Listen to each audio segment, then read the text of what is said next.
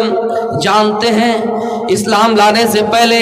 یہ جو مدینہ شہر ہے، یہ جو آپ کی بستی ہے، میں دنیا کی ساری بستیوں سے آپ کی بستی کو گندی کہلایا کرتا تھا، آپ کا شہر، آپ کے شہر کو گندا شہر کہلایا کرتا تھا، اور آپ کا چہرہ جو ہے میں سب سے آپ کا چہرہ گندا سمجھا کرتا تھا، لیکن اے اللہ کے نبی میں اسلام لے کر آ گیا ہوں، میں اب آپ کے چہرے کو دنیا کا حسین چہرہ مان رہا ہوں، آپ کی بستی کو دنیا کی سب سے خوبصورت بستی مان رہا ہوں، آپ کے شہر کو میں دنیا کا سب سے خوبصورت شہر مان رہا ہوں۔ پھر بھی آپ کے اندر غیرت نہیں آئی کہ اس نے مجھے اسلام لانے سے پہلے گندا چہرہ کہا، جس چہرے کے بارے میں عرش والے نے سراجم منیرا، جس چہرے کے بارے میں عرش والے نے کہا سراجم منیر، کہ یہ چہرہ روشن چراغ ہے، چمکتا ہوا چراغ ہے، جس چہرے کے بارے میں حضرت عائشہ یہ شعر پڑھا کرتی تھی، لنا شمس وللآفاق شمس، اے لوگو ہمارا ایک سورج ہے اور آسمانوں کا ایک سورج ہے، لیکن ہاں شمسی خیر،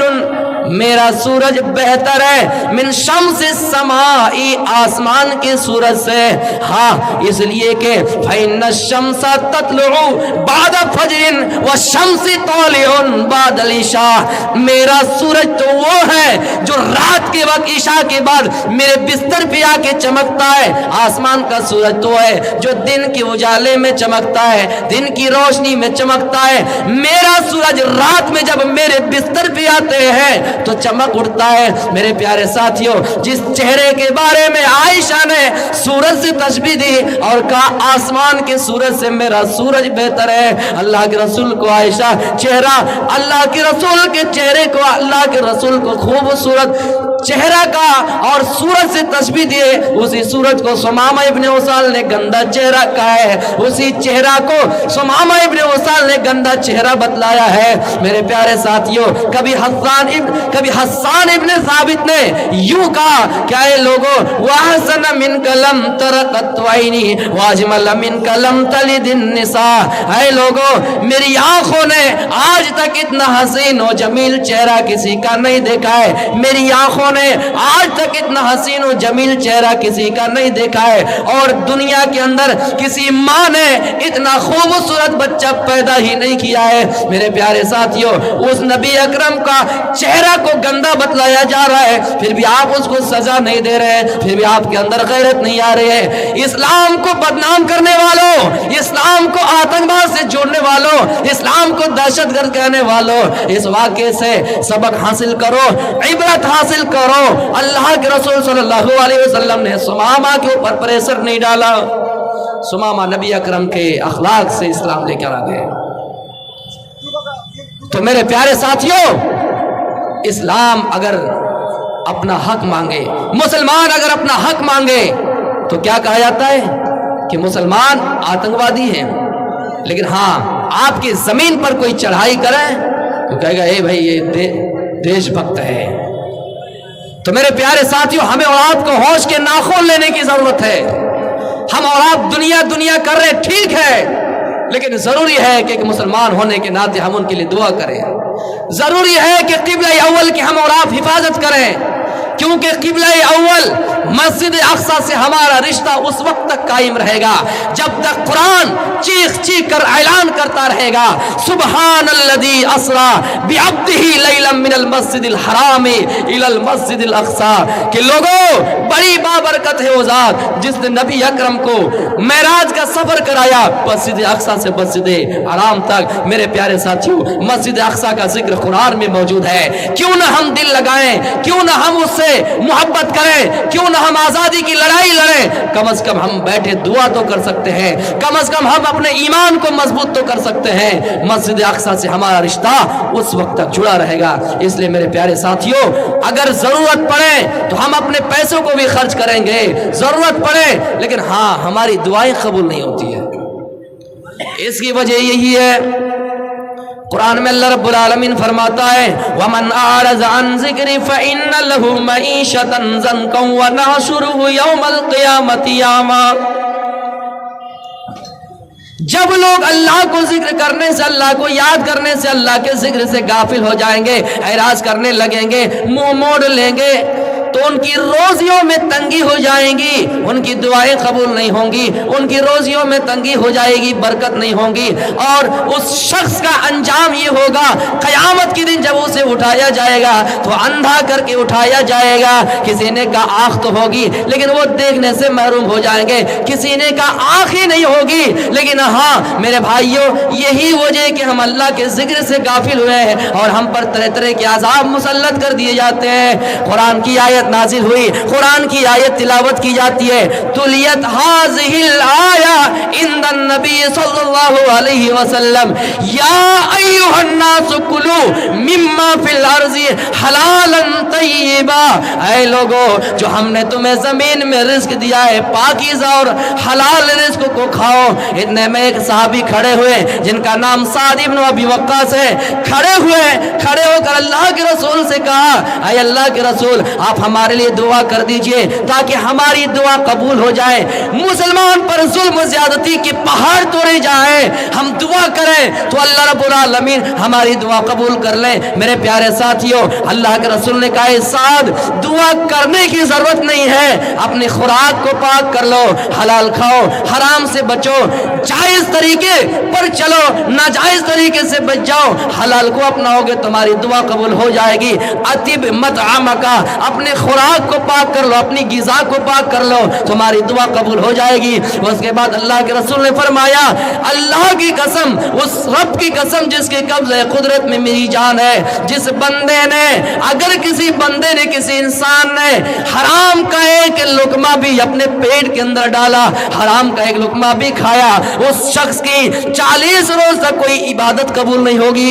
इबादत कबूल नहीं होगी। तो हमारी दुआएं कहां से कबूल होगी? और फिर उसके बाद फरमाया, जिस बंदे की परवरिश सूद से हो, जिस बंदे की परवरिश रिबा से हो, उसके लिए आग बेहतर है, जहन्नम बेहतर है। मेरे प्यारे साथियों, आज हमारी दुआएं कबूल नहीं हो रही है, इसकी वजह ये कि हमारा खाना जो है हलाल नहीं है, हमारी गिज़ा जो है हलाल नहीं है, हमारी गिज़ा हराम है, हम हराम को अपना लिए हैं, हलाल से कोसों दूर चले गए हैं। इसलिए मेरे प्यारे साथियों, हमारी दुआएं कबूल नहीं हो रही है और हम दुनिया के पीछे पड़ गए, इतना पड़ गए हैं कि मेरे प्यारे साथियों, हमने आखिरत को ही फरामोश कर दिया। जिन आखिरत के बारे में अल्लाह के रसूल ने कहा कि ये आखिरत की जिंदगी ज्यादा बाकी रहने वाली है और ज्यादा बाकी रहने वाली है और दुनिया के मुकाबले में बहुत ज्यादा बेहतर है। मेरे प्यारे साथियों, दुनिया की मिसाल ही है, एक बादशाह जब किसी मैदान का सफर करता है और ऐसे जगह पे उसकी सांस रुक जाती है, प्यास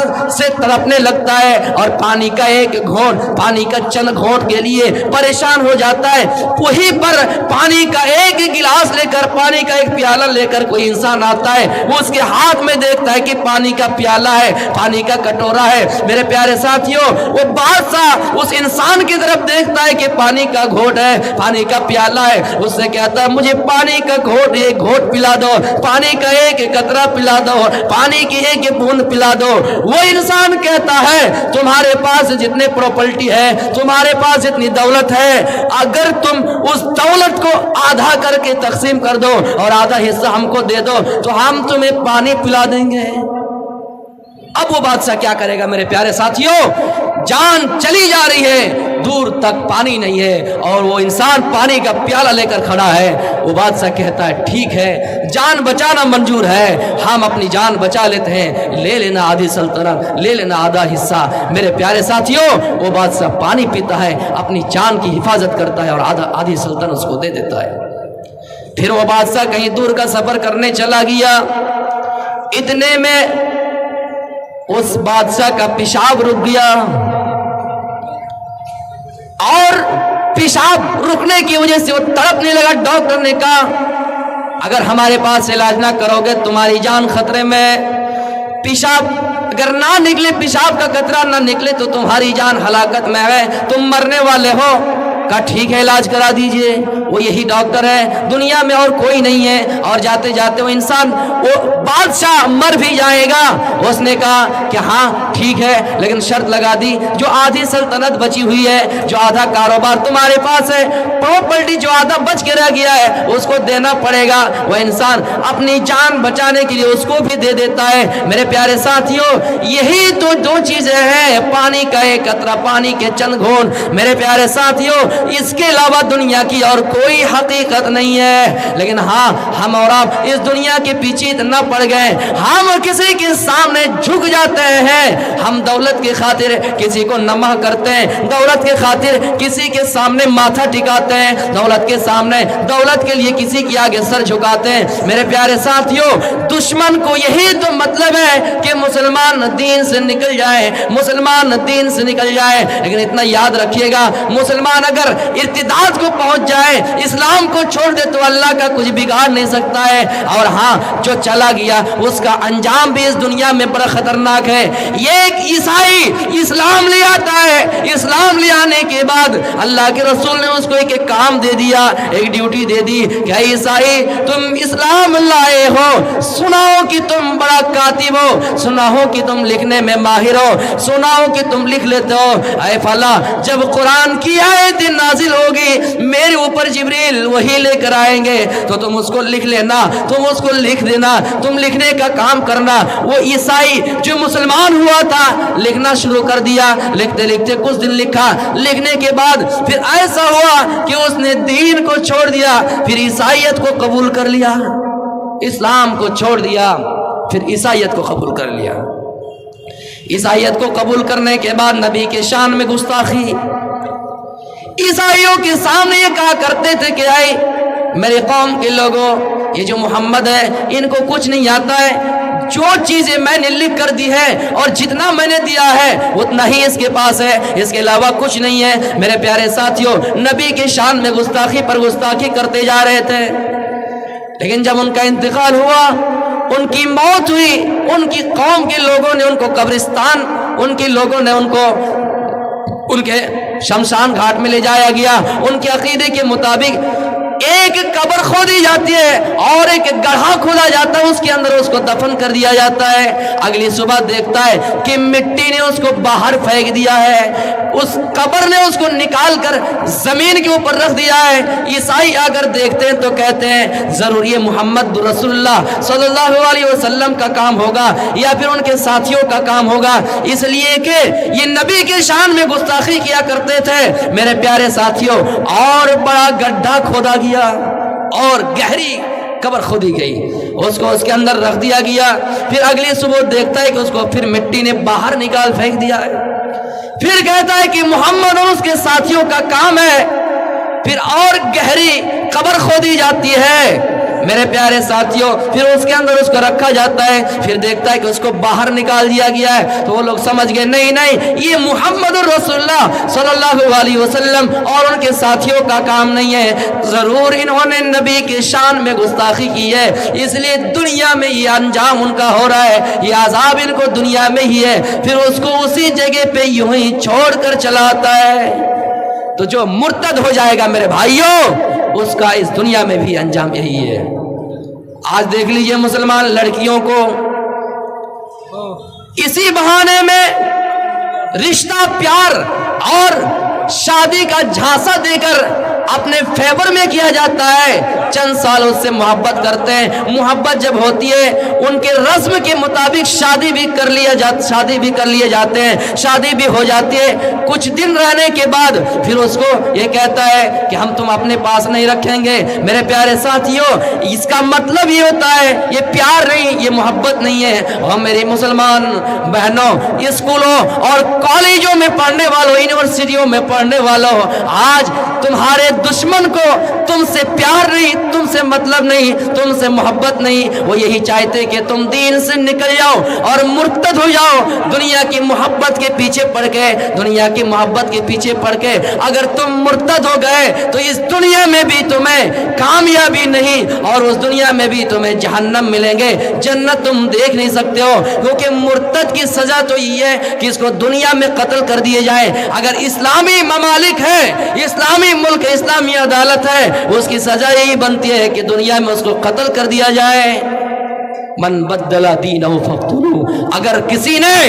اپنے دین کو بدل لیا، اسلام کو چھوڑ بیٹھا، اس کی سزا یہ، اگر اسلامی عدالت ہے اس کی گردن اڑا دی جائے، اس کو قتل کر دیا جائے۔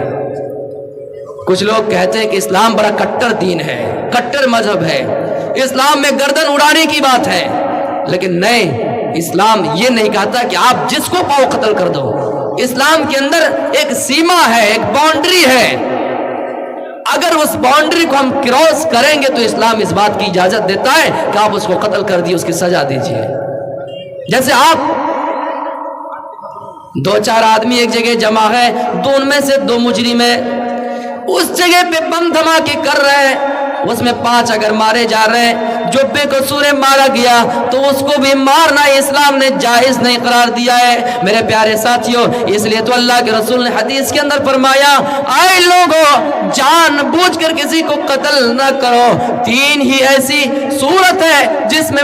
خون بہایا جا سکتا ہے، لیکن ہاں اس کے علاوہ اگر تم نے کسی کو قتل کیا تو تم گناہ کے مستحق ہو جاؤ گے، سزا کے مستحق ہو جاؤ گے۔ الثیب الزانی، اگر شادی شدہ کوئی مرد ہے، کوئی عورت ہے، اگر زنا کرتا ہے تو اس کو اسلام نے یہ سزا دی ہے، اس کو قتل کر دیا جائے۔ النفس بالنفس، اگر کوئی انسان کسی کو قتل کرتا ہے تو قتل کے بدلے میں اس کا بھی قصاص لینا جائز ہے، بدلے میں اس کو بھی مارنا جائز ہے۔ اگر کوئی اسلام لے آتا ہے، اسلام لانے کے بعد اگر پلٹ جاتا ہے، دین کو چھوڑ دیتا ہے، اس کو قتل کرنے کی اجازت ہے، اس کے علاوہ کسی کو مارنے کی، قتل کرنے کی اجازت نہیں ہے، پرمیشن نہیں ہے۔ اے میرے پیارے ساتھیوں، اگر کوئی اسلام کے بارے میں یہ کہتا ہے کہ گردن اڑانے کا حکم ہے، اسلام تو عدالت کی بات کرتا ہے، اسلام تو انصاف کی بات کرتا ہے۔ حالیہ میں آپ نے عرب کی سرزمین پر دیکھا، وہاں پر لوگوں نے کس طرح بھیڑ جمائی اس کو بچانے کے لیے، لیکن جو قانون ہے وہ اپنی جگہ پہ ہے اور اس کو مار دیا جاتا ہے، اس کی گردن اڑا دی جاتی ہے۔ یہ تو ہمارا ملک ہے کہ بلقیس بانو کے ساتھ ریپ کیا گیا، بلاತ್ಕಾರ کیا گیا، پیٹ سے بچہ نکالا گیا، اور ان کے مجرموں کو، بلاತ್کاروں کو جب سزا ہوئی، جیل کے اندر عمر قید کی سزا ملی، لیکن چھوڑ دیا گیا، اور جب چھوڑا تو اتنا ہی بس نہیں کیا، بے شرمی کی بھی کچھ حد ہوتی ہے۔ جب جیل سے باہر آیا تو ان مجرموں کے لیے، ان پاپیوں کے لیے، ان کی رہائیوں میں ان کی خوشیوں کے لیے مٹھائی بھی تقسیم کیے گئے۔ میرے پیارے ساتھیوں، کتنے ایسے بلقیس بانو ہے جو زمین میں تڑپتی ہے، کتنے ایسے نربھیا ہے جو آسمانوں میں چیختی ہے۔ اسلام یہی کہتا ہے، چاہے نربھیا ہو یا بلقیس بانو ہو، تمہاری نظر میں وہ ایک بیٹی ہے، اس کی عزت سے اچھالنا، اس کی عزت سے کھیلنا جائز نہیں ہے، یہ اسلام آپ کو اجازت نہیں دیتا ہے۔ میرے پیارے ساتھیوں، سچائی کو، اسلام کی سچائی کو منظر عام پر لائیے، دنیا کی محبت کو چھوڑیے، جس دنیا کو اللہ کے رسول نے کہا کہ لو کانت الدنیا تعدل عند اللہ جناح بعوضۃ ما سقا کافرا منها شربۃ ماء۔ اے لوگوں، دنیا کی حیثیت مچھر کے پر کے برابر بھی نہیں ہے، اگر پر کے برابر بھی ہوتی، روئے زمین میں ایک بھی کافر کو، ایک بھی ناستک کو پانی کا ایک گھونٹ بھی نصیب نہیں کرتا اللہ رب العالمین۔ آج دیکھیے کہ ایک ناستک کو بھی پانی مل رہا ہے، ایک بے نمازی کے گھر میں بھی روزی آ رہی ہے، ایک کافر کے گھر میں بھی اللہ رب العالمین رزق دے رہا ہے۔ اللہ کہتا ہے، ایک جگہ پہ یہ بھی تو کہا، لوگوں تم اگر کسی کو یہ سمجھتے ہو کہ یہ اللہ کا نام نہیں لے رہا ہے تو اس کو کھانا نہیں دو گے، اس کو بھیک نہیں دو گے؟ نہیں، اتنے لوگ ہیں دنیا میں، اگر دیکھا جائے تو 90% لوگ ایسے ہیں جو اللہ کی صحیح طریقے سے عبادت نہیں کرتے ہیں، لیکن اللہ رب العالمین اس کو بھی رزق دے رہا ہے۔ تو میرے پیارے ساتھیوں، دنیا کی مثال ویسی ہے جیسے کوئی انسان سمندر کے اندر اپنی انگلی کو ڈالے یا سوئی کو ڈالے، سوئی سے جتنا پانی آ گیا، جتنی بوندیں آ گئی، جتنا قطرہ آ گیا،